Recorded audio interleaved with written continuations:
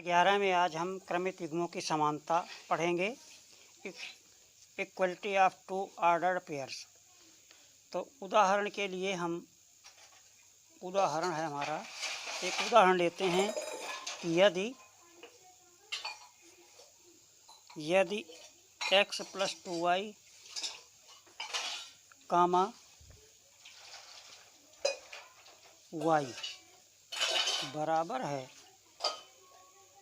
3, x तो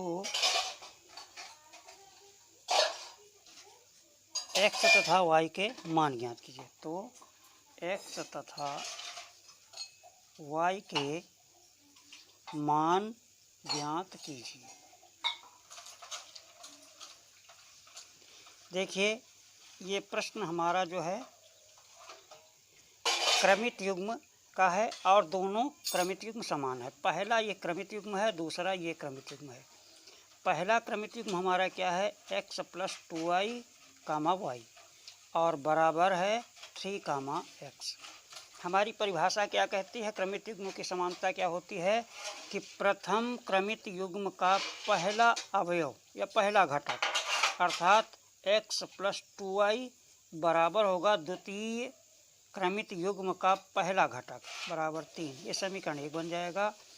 इसी प्रकार प्रथम क्रमित युग्म का जो हमारा पहला ऑर्डर्ड पेयर है इसका द्वितीय अवयव जो दूसरा हमारा ये क्रमित युग्म है इसके दूसरे अवयव के बराबर होगा। ये समीकरण 2 हो गया।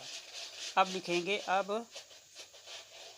y बराबर x समीकरण 1 में रखने पर जब y बराबर x समीकरण 1 में रख देंगे तो समीकरण 1 का स्वरूप क्या हो जाएगा? x + 2y के स्थान पे 2x हो जाएगा बराबर 3 हो जाएगा।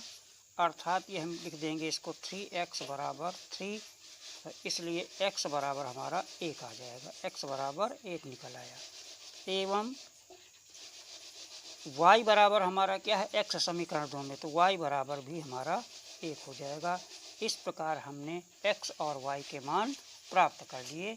ये हमारा इस प्रकार हम जो है क्रमित युग्मों की समानता के प्रश्न को हल करते हैं।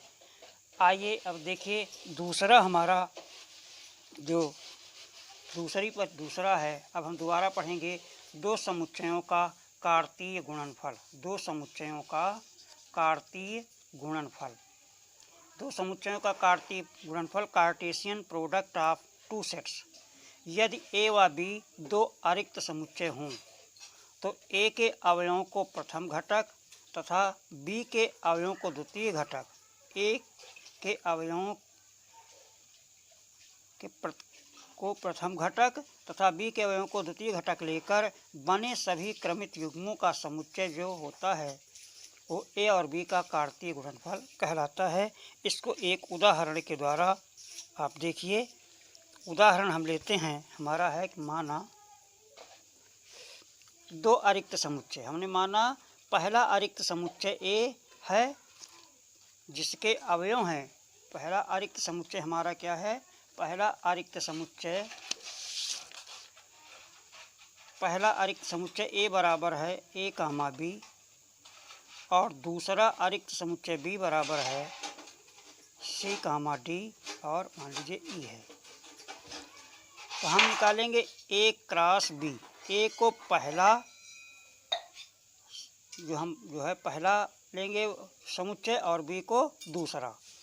तो पहले हम क्या लिखेंगे? A समुच्चय के अवयव A, B कार्टेशियन प्रोडक्ट ये लिखेंगे C, D, E।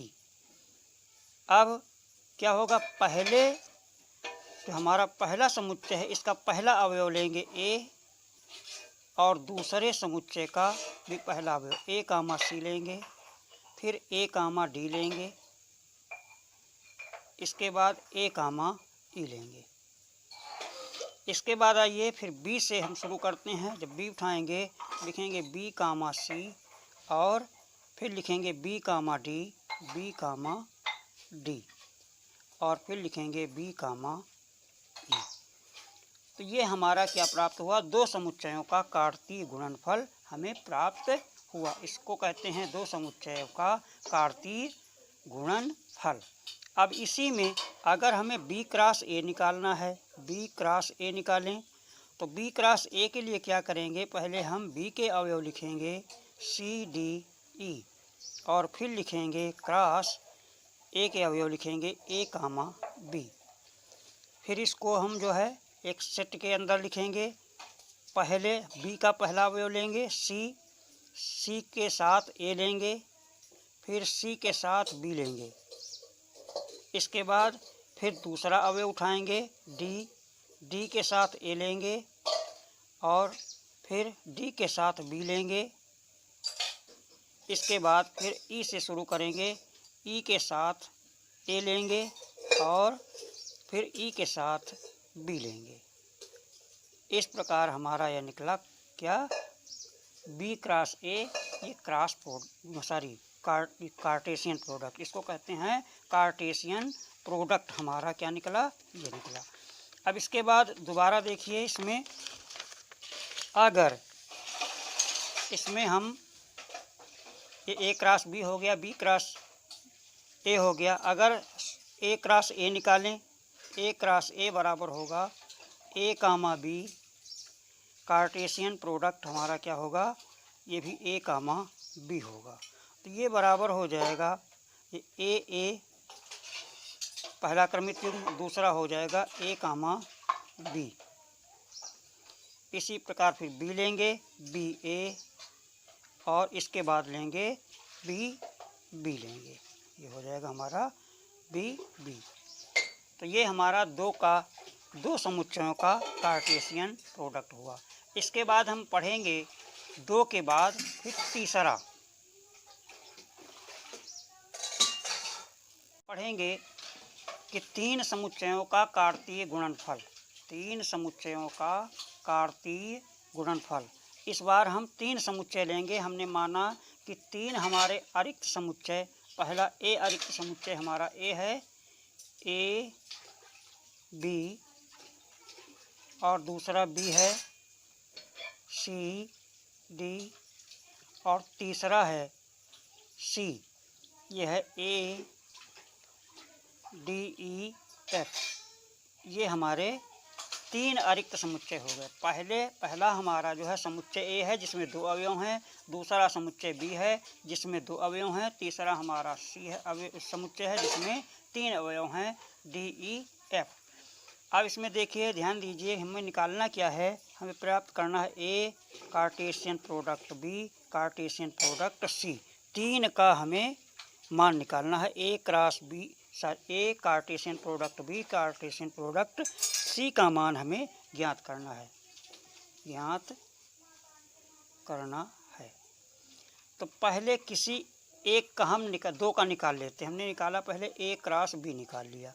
A cross B हमारा क्या हो जाएगा, ये हो जाएगा A कामा B और cross Cartesian product C D हो जाएगा।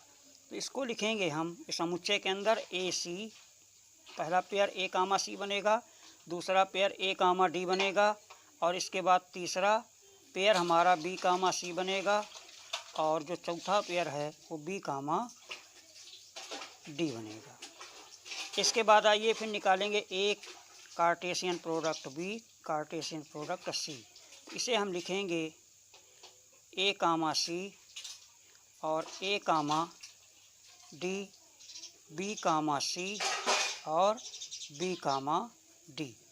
इसके बाद इस समुच्चय को बंद कर देंगे, फिर लिखेंगे कार्टेशियन प्रोडक्ट C लिख देंगे, यह है हमारा D E F।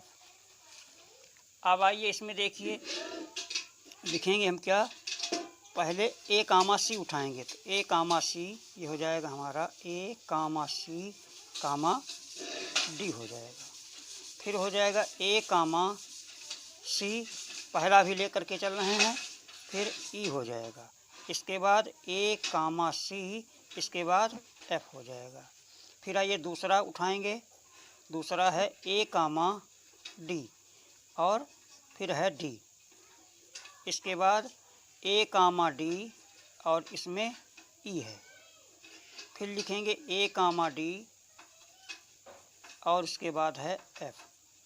अब आइए बी कामा सी उठाएंगे, तो बी कामा सी के साथ क्या लिखेंगे, बी कामा सी के साथ लिखेंगे डी। फिर लिखेंगे बी कामा सी के साथ ई लिखेंगे। इसके बाद बी कामा सी के साथ एफ लिखेंगे। अब अगला आखिरी है B comma D, B comma D और फिर डी लिखेंगे। इसके बाद बी कामा डी और फिर ई लिखेंगे।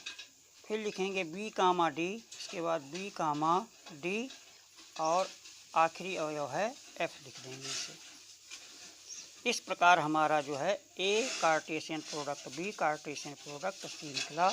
3 समुच्चयों का कार्तीय गुणनफल। अगर हम देखें तो अवयवों की संख्या 3 इसमें है, 2 इसमें है, 2 इसमें, 2 दूनी 4 चाहिए, 12 होने चाहिए हमारे पेयर। तो 1 2 3 4 5 6 7 8 9 10 11 12, ये 12 पेयर हैं। इस प्रकार हम 3 समुच्चयों का कार्टेशियन प्रोडक्ट निकालते हैं।